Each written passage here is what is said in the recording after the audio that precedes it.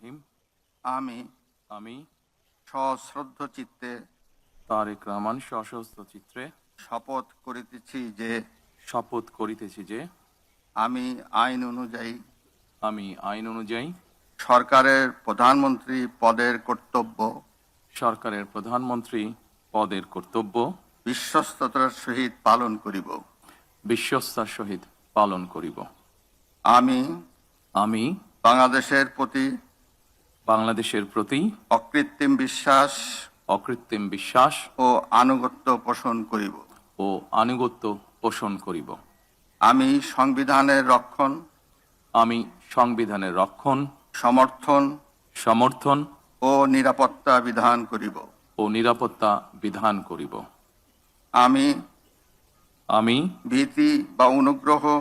ভীতি বা অনুগ্রহ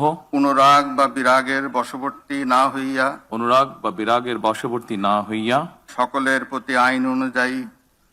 প্রতি আইন অনুযায়ী যথাবিহিত আচরণ করিব। ধন্যবাদ।